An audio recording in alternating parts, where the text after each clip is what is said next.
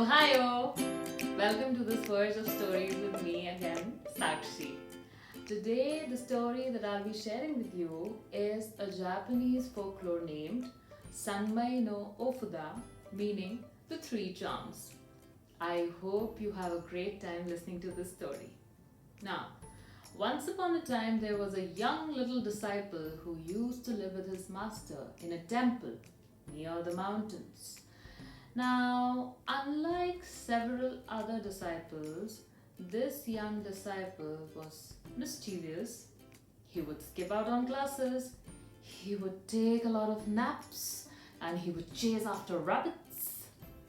And soon it was autumn. The trees were beginning to change colors, and particularly the chestnut trees. They were beginning to bear fruits, and our little young disciple really wanted to eat those fruits.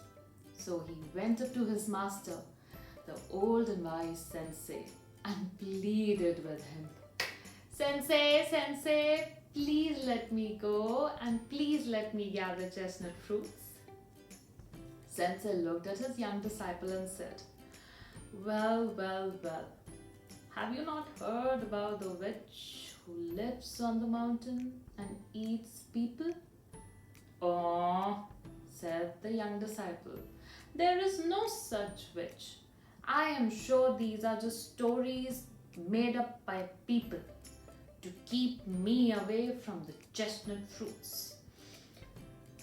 Realizing that this conversation was a dead end, the master said to his young disciple, okay, you may go. I really hope you meet the witch and learn your lesson. But just to be safe, here, take these three charms with you. Just to be safe. And off went our young little disciple to the mountains, excited to gather all the chestnut fruits that he could. He got so busy gathering the fruits, that before long it was night time. And surrounded by all this darkness, our young disciple started to think about a possible encounter with a witch. What was he going to do if something like that happens? And while he was deep in his thoughts about such a possible encounter, from somewhere came this sound. Hello, dear boy. And our little young disciple was scared about this voice, and what did he see? He saw a pleasant old tiny woman calling out to him. She's no witch, he thought to himself. Why don't you come with me to my cottage? I will make you delicious food with all the fruits you've collected. Our young disciple decided to accompany the old pleasant woman to her cottage, and off they went. And oh, she prepared such a delicious meal for him that he gobble, ate and he fell asleep. And then abruptly he woke in the middle of the night, and he could not see the pleasant old woman anywhere, but there were weird sounds coming from the room next door. Gathering all the courage he could muster, our little disciple tiptoed and took a sneak peek into that door. And what did he see? Not the pleasant old woman, but the witch sharpening her knife, looking at which our disciple gave a horrified scream, listening to which the witch laughed. Yes, I have you now, and now I eat you. Listening to this, our little disciple said the very first thing that came into his mind. Okay, but can you please let me go to the washroom first? And the witch replied, I can let you do so, but I will tie you up with a rope and come along just in case you have a plan to escape. And the witch went along with our young disciple. The moment he entered the washroom, he took out one of the charms that his master had given to him and prayed, "Oh, lucky charm, please pretend to be me and answer the witch's questions." And saying that, from the window, he fled towards the temple. Our witch, tired and hungry and waiting to eat, the little boy finally asked, "Oh, little boy, what takes you so long?" And the charm responded, "Wait a minute, I will be out there." And the witch waited, but soon enough she asked again, "Oh, little boy, what takes you so long?" And the charm responded again, "Wait a minute, I'll just be out." Hearing the same reply, the witch got suspicious and she quickly went inside the washroom and saw that it was the charm and not the little boy himself. Oh, anger consumed her and she chased after the disciple. Her little disciple, now huffing and panting towards the temple, realized that the witch is about to catch up with him.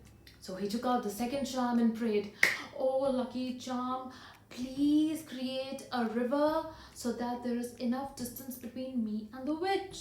Oh, but it's the witch we are talking about.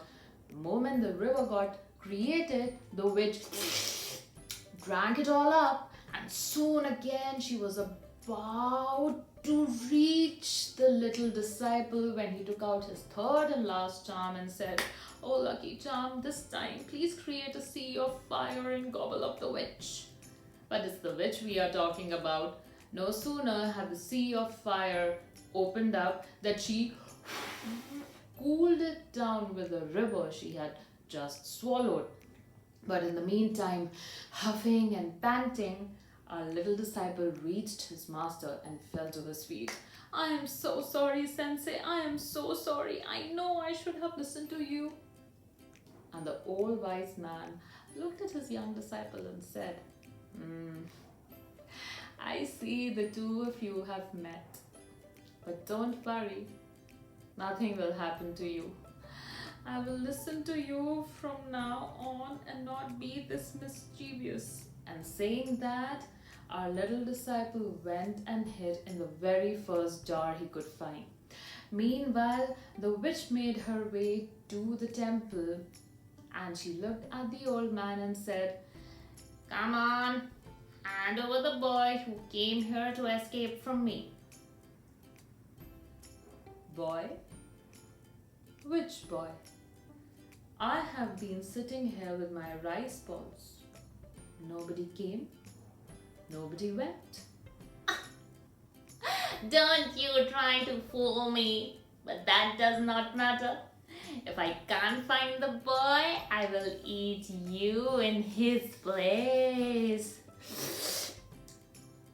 The old master sensed the witch's arrogance, and so he replied, "Well enough, but first, let us see what all forms and shapes either of us can take. Whoever wins does what they like." That does not sound bad to me. Bring it on. And so Sensei said to the witch, "Can you grow as tall as the ceiling?" That's it. And with a wink of an eye, the witch was as tall as the ceiling. Maybe this was too easy for you. Can you turn as huge as the mountain? That's just a piece of cake for me. Watch me do it. And soon, the witch was as huge as the mountain. Pretending to be impressed, Sensei said to her, "Well, I'm sure you can grow as tall as the ceiling or as huge as the mountain easily. But is it possible for you to get really tiny? As tiny as a plum?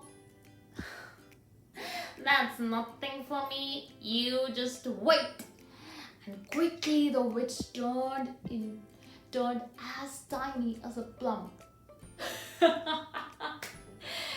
Now it was the sensei's turn. The moment the witch turned so tiny, Sensei took her, fit her into the rice ball he was about to eat, and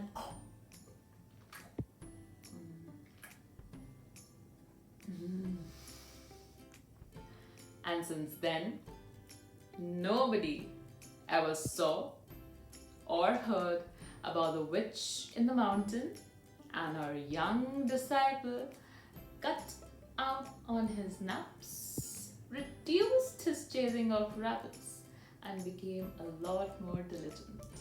And friends, this is how the story ends. I hope you all had a great time. Thank you. Stay safe. Take care. Bye bye.